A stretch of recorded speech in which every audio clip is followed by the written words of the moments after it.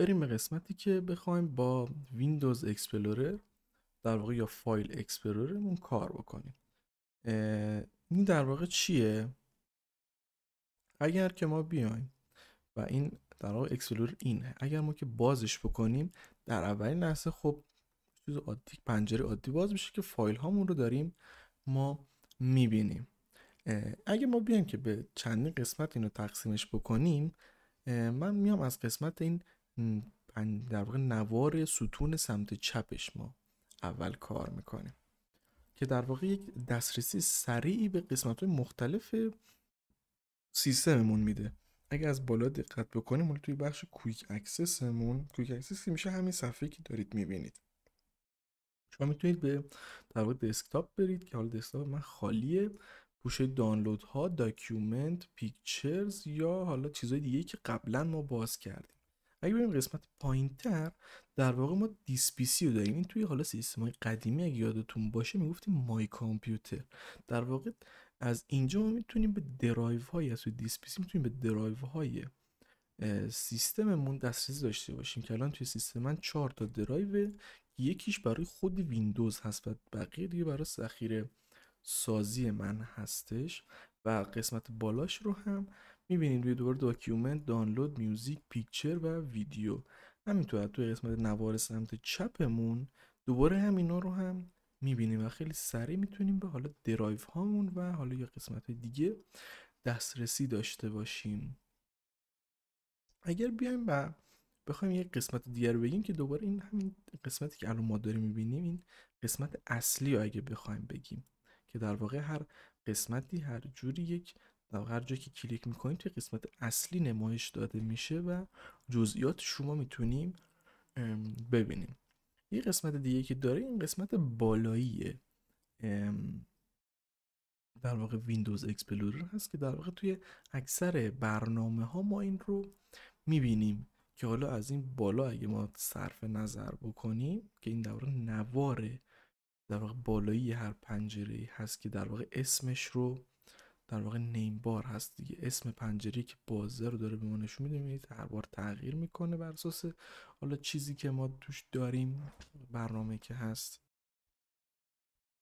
قسمت دیگه که داریم حالا بر اساس در واقع پنجره‌ای که بازه میبینید، حالا در واقع توی دیسپیسی این شکل هست که در واقع این بالا حالا به جز فایل که توی همش مشترکه، قسمت کامپیوتر تغییر میکنه که حالا یک سری در واقع ستینگ رو ما میتونیم باز کنیم یا حالا کارهای دیگه که میتونیم باش انجام بدیم.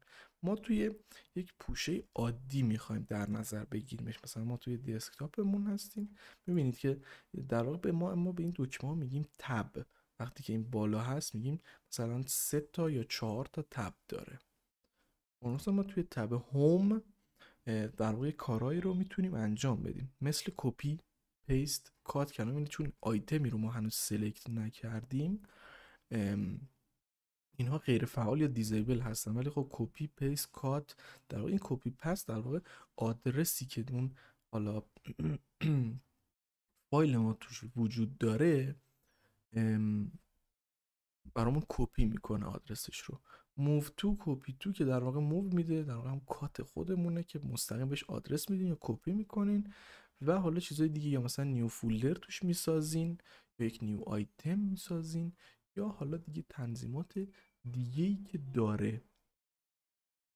این به این صورت در واقع حالا گزینه شیر داره که خیلی قابلیت نیست، شما تو ایمیلش کنید یا زیپش کنید یا اینکه روی سی دی رایتش کنید، پرینت بگیرید و یا فکسش کنید. در واقع اینا در صورتیه که شما یک فایل رو انتخاب کرده باشید. مثلا الان اگه من اینجا یک فایل تکست بسازم، اگر ما رو گزینه شیر بزنیم میبینید که میتونیم شیرش کنیم از طریق حالا کمی فرق داره اینجا، یا زیپش کنیم تبدیل به یک فایل زیپ یا فشردهش بکنیم، حالا روی یک سیدی رایتش کنیم، سیدی رایتر داشته باشیم، پرینت، فکس یا حالا کارهای دیگه. توی قسمت ویو که یک قسمت خیلی مهمیه، ما خب در واقع این نویگیشن پنل همین پنل سمت چپ در واقع در پنجره های ما از ویندو اکسپلورر ما هست. یک پریویو پنل داریم. این پنل پریویو در واقع میاد و قسمت راست ما قرار میگیره. اگر ما این فایل تکستمون مثلا یه چیزی توش بنویسیم و سیوش بکنیم، اگر که ما پریویو پنلمون روشن باشه، فعال باشه، اگر روش راست کلیک کنیم میتونه اینجا حالا متنی که توش نوشتیم رو به ما نشون میده. اگه فایل پاورپوینت باشه میتونیم خیلی سریع پاورپوینت رو نگاه کنیم، اگه پی دی اف باشه پی دی اف رو خیلی سریع نگاه کنیم. به این صورته. پس شد پریویو پنل. میبینید الان دکمهش روشنه، یعنی که فعاله. اگر که دیتیلز پنلمون روشن باشه که دیگه اطلاعاتش رو نشون میده، مثل دیتی که ما اومدیم تغییرات توش ایجاد کردیم، چه تاریخی ساخته شده و چه حجمی داره و حتی اسمش رو هم داره به ما نشون میده و میگه که از چه نوعی هست. تکست داکیومنت، یک فایل تکسته. اگر که ما از این قسمت بعدی، یعنی قسمت لی اوت نگاه کنیم، در واقع اندازه این سایز آیکون هاشو داره به ما نشون میده که چی جوری. میبینید این به یک صورته که داره تاریخ، تایپ و سایز و این چیزاشو به ما نشون میده. اینجوری کوچیک‌تره، بزرگتره، دیگه همه جور میتونید شما خودتون تست کنید ببینید که چی جوری چیده میشه. اگر تعداد آیتم هاتون زیاد باشه چی جوری نشون میده. قسمت بعدی تب سورته که در واقع سورت هم گفتیم دیگه، توی اگر گفتیم توی دسکتاپ کاربردش، ما توی دسکتاپشو گفتیم، توی پوشه هم دقیقا همینا رو داریم، فقط یه چیز اضافه تر، قسمت گروپ داریم. گروپ اینجا هم داریمش، یعنی چی؟ بر اساس اسم، تاریخ، مدل، سایز و این مدل چیزها، این همه میتونه گروه بندیشون بکنه. ببینید بر اساس نیم، ببینید قسمت از L تا P، ببخشید I تا P، این میتونه در واقع دسته بندیشون بکنه. میبینید بر اساس حروف الفبا اومده و دسته بندیش کرده. اگر روی میخوایم دیگه این گروه بندیشو ببریم، روی نان میذاریمش و گروه ها از بین میره. دیگه اینجا چیز دیگه ای که بخوایم بگیم، این قسمت چک آیتم باکس. میبینید یک در واقع چک باکسی میاد بغلش وقتی شما میخواین چند تا مثلا آیتم رو شما انتخاب بکنید. اگر ما بیایم و مثلا یه چند تا فایل دیگه هم بسازیم، میبینید الان ما 3 تا فایل تکست داریم. الان من توی پوشه، چون توی پوشه دسکتاپ هستم، هر چی فایل ایجاد میکنم توی خود دسکتاپ هم ایجاد میشه. اگه دقت کنید، خب یعنی اگر من حتی توی دسکتاپ هم فایل بسازم، توی این پوشه دیده میشه. چرا؟ چون من توی بخش کویک اکسس روی پوشه دسکتاپ هم هستم که اینجاست. حالا میخواستیم این چک باکس ها رو بگیم. من الان میخوام 3 تاشو با هم انتخاب کنم. ببینید اگر بیام اینجا و چک باکس رو بذارم، 3 تاش انتخاب میشه. من میتونم 3 تاشو مثلا با هم کپی کنم، 3 تاشو با هم دیلیت کنم و 3 تاشو با هم جاشون رو تغییر بدم. به این صورت این اگر من با درگ و دراپ هم میتونم، حتی مثلا اگر من اینجا یک پوشه بسازم، اگر پوشم رو باز کنم و بذارمش اینجا، میبینید اگر من بیام و این 3 تا رو انتخاب کنم و بگیرم، اینجا انتقالش میده به این پوشه. میده از دسکتاپ هم رفت و به پوشم منتقل شد و همینطور به دسکتاپ برعکس. یا اگه بخوام که کاتش کنم، ما اون عمل کات رو انجام دادیم، یعنی موو دادیم. اگر بخوام کپی کنم، میام اینجا کپیشون کردم، میام اینجا به گزینه پیست رو میزنم، این آیتم های من میان این طرف و پیست میشن. این به این صورت. اگر بخوام 3 تاشو با هم سلکت کنم، یه راه دیگه هم دارم. اینجوری مثل من چپ کلیک رو بگیریم و بکشیم روش، یک مستطیلی ایجاد بکنیم و اینها رو شاملش بدیم، یعنی بکشیم اینا رو داخل مستطیل قرار بدیم. اینجوری 3 تاش با هم انتخاب میشه. یه راه دیگه که داریم برای انتخاب کردن اینها اینه که کنترل رو من روی کیبوردم نگه دارم پایین و برم روشون چپ کلیک بکنم. دیگه نیازی به این چک باکس ها نداریم.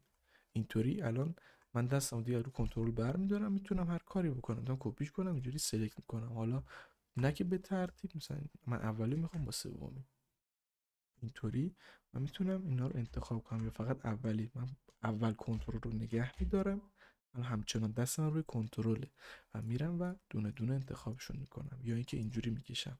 یا اگر میخواید به صورت لیستی باشه، یک جوری که دیگه که میتونید کپی کنید اینه که اولی رو انتخاب کنید، دکمه شیفت رو این دفعه نگه دارید و روی آخرین گزینه‌ای که در اون آخرین چیزی که شما باید انتخاب کنید یک کلیک بکنید، این تمام لیست شما رو از بالا تا پایین، از اول تا آخر انتخاب میکنه و بعد شیفتتون رو رها میکنید.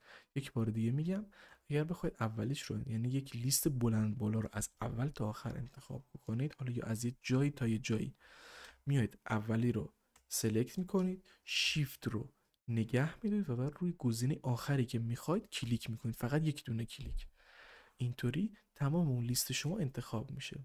اگر که میخواید تمام آن چیزی که حالا اینجا وجود داره انتخابش کنید، کنترل و دکمه A رو همزمان میزنید. تمام چیزهایی که وجود داره، اگر مثلا بخوایم بگیم من اینجا مثلا 3 تا 5 تا پوشه دارم، میخوام همش رو انتخاب کنم، کنترل و A میزنم، همش انتخاب میشه. این صورت، یا اینکه بیام اگر چک باکس هم فعال باشه اینجا اینو بزنم، همش رو انتخاب میکنه برای من. حالا اگه بخوایم اون دکمه حالا مال شیفت رو بگیم، مثلا من میخوام از این تا به آخر انتخاب بشه، میام اول این رو انتخاب میکنم، بعد شیفت رو میگیرم و میرم روی آخری کلیک میکنم، تمام اینها انتخاب میشه. یا اینکه اینجوری بکشم دوباره انتخاب میشه، کنترل A انتخاب میشه. دونه دونه بخوام انتخاب کنم، کنترل رو میگیرم، دونه دونه انتخابشون میکنم، گزینه‌های قبلی انتخاب شده باقی میمونن.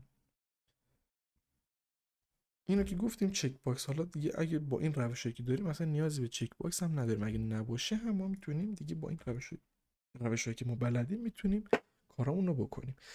تیک بعدی که زیرش هست فایل نیم اکستنشن هست.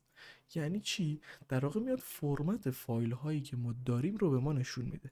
الان ما این فایل هایی که داریم فایل تکست هستن، نگاه دات، در واقع نگاه اسمش اول نوشته، میبینید این که آبی شده اسمش هست و بعد از اون فایل .txt، فرمت فایل تکست ما txt، فرمت مثلا فایل پاورپوینت میبینید pptx هستش، فایلش pptx هست.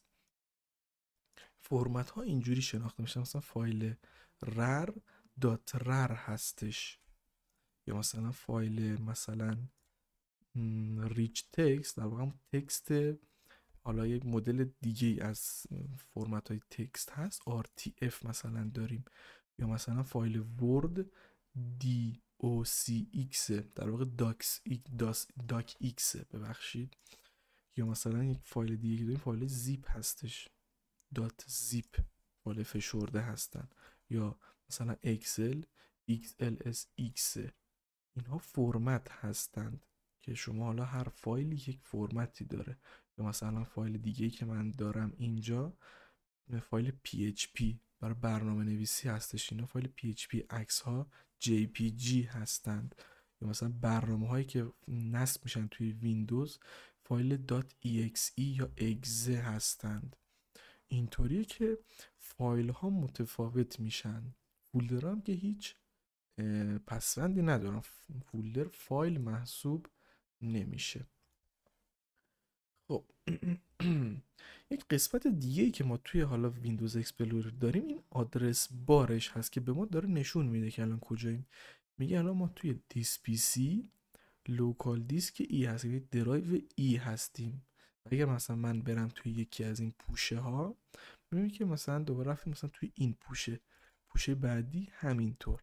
اگر یک جای خالی من کلیک بکنم، این رو به صورت آدرس که در واقع همه جا دیده میشه، آدرس های توی کامپیوتر یا ویندوز، در واقع توی تمام کامپیوترها اینجوری نوشته میشن که ای دو نقطه یعنی در درایو، بعد اینجا پوشه مثلا استیم لایبرری، بعد مثلا قسمت استیم، توی یک پوشه استیم هستیم. و اگر من این فایل رو انتخاب بکنم، در واقع اسم این فایل هم دوباره یه بک اسلش میزنه و اسم فایل رو هم مینویسه برای من. خب یک قسمت دیگه که ما توی حالا این چیزها داریم یک سرچ هستش که ما میتونیم توی حالا این پوشه‌ای که هستیم یا در کل سیستم سرچ کنم. مثلا من پوشه تمپ رو میخوام سرچ بکنم، اینجا که سرچ کنم پوشه تمپ رو میاره در کل این چیز سیستم من. اگر توی یک پوشه خاص باشیم توی این پوشه به دنبالش میگردیم، اگر توی دیس پی سی باشیم و مثلا سرچ کنیم تمپ، در کل سیستم میگرده و حالا چیزهایی که یا شامل این چیزی که من سرچ هستم میاره یا خودش رو. که تمام چیزهایی که من بر اساس این اسمی که من سرچ کردم وجود داره رو برای من لیست میکنه و میاره. تا مادامی که این داره این نوار پر میشه، این داره همچنان سرچ میکنه و توی کل سیستم من میچرخه. با زدن ضبط در دید که کنسل شد و دیگه سرچ نمیکنه و برمیگردیم به همون جایی که بودیم. اگر خواستیم مثلا ما نوشته بودیم تمپ، میتونیم دوباره حالا دیگه بر اساس چیزی که پیدا کردیم بریم دنبالش بگردیم و کارهایی که میخوایم روش انجام بدیم و انجام بدیم. این هم از این. توی ویدیوی بعدی میریم سراغ برنامه نوتپد به یک سری حالا کارهایی که میتونیم باش انجام بدیم رو، نکاتی که داره رو بهتون آموزش میدیم.